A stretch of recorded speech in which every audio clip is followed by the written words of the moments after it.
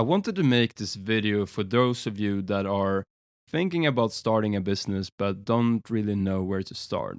I was in this situation back in 2014 and I found something called the lean canvas very useful. So in this video I want to talk about what the lean canvas is by using a very familiar example, and I also want to talk about why it was useful for me. So let's start with why it was useful for me. So I had always had this Excel sheet with some business ideas, but I didn't know which one of the ideas to work on and how to get started. The problem was that I couldn't just write the business plan for each one of them, and because that would take too much time. I found the lean canvas through an investor who gave me a book recommendation. The lean canvas is a one-page document that will help you get a 360 understanding of a business idea in a very short time. So instead of writing a long business plan for each product, you can start doing this one-page document for your separate ideas. This has been very helpful for me with my own products, but it has also been helpful for me when analyzing other startups. Like, I wrote a newsletter for business angels a while ago, and I basically started to ask the companies questions that were related to the various sections of the lean canvas thing then. But now you might be thinking, what is this lean canvas thing then? Well, let's look at a very familiar example. This is what the template looks like, and it has 9 sections. Let's go through one of them with Google AdWords, which is the business to business part of Google where companies can show ads to people. And let's take one specific part of this, the ads that are shown in the search results. I'm going to talk about this from my own perspective of using Google AdWords myself in my own business. So in reality, there will be several different types of customers, and Google will be offering various types of functionality to these different people. So the first part of the lean canvas is customer segments and problem. So the customer segments in this case would be small business owners like myself. And let's talk about the problem part. So the problem part of this is, my business is solving some problem for the customer, and I want to find people that have that particular problem that I'm solving. And I only want to market to people that have that particular problem, and I don't want to market to anyone else. An existing solution here would be to buy newspaper ads, but newspaper ads are expensive, and they would be targeting a broader audience that I care about. So the first problem is I want to find people who have the problem that I'm solving. And the second part is I want to be able to market with a very low budget. So I want to only target the people that really have this problem, and I want to be able to do it in a very small scale, right? And the second part is the unique value proposition. This is whatever Google is kind of offering as a value that pretty much no one else is doing. And think about the various opportunities that you have with marketing. So you can do Facebook ads, you can do newspaper ads, and you can do cold calling to your customers. And the beautiful thing with Google is that you can market to people when they are in this problem solving or buying mode. What I mean by that is whenever you search something on Google, you write a query and you want to solve a particular problem. Like you might be writing, where can I buy Nike sneakers?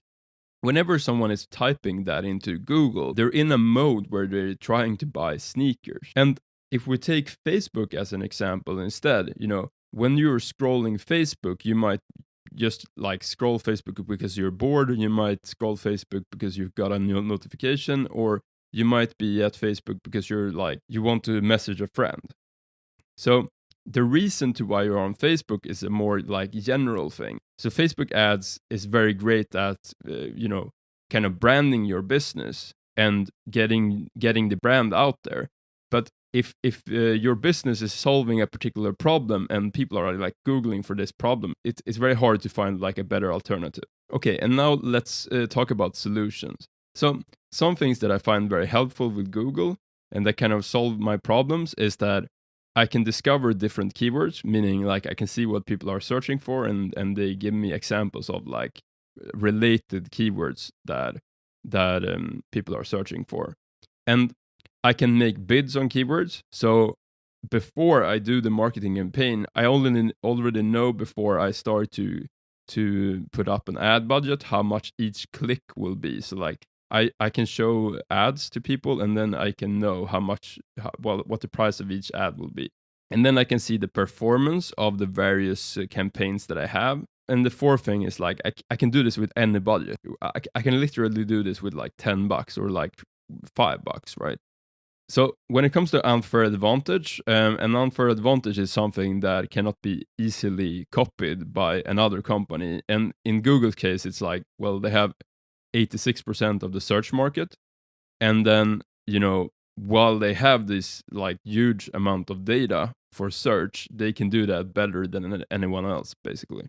When it comes to revenue, Google is basically doing an auction. So how it works is that you decide what you're willing to pay for a specific search term, and then if you have the highest bid, you end up in the top of the list of the sponsored ads.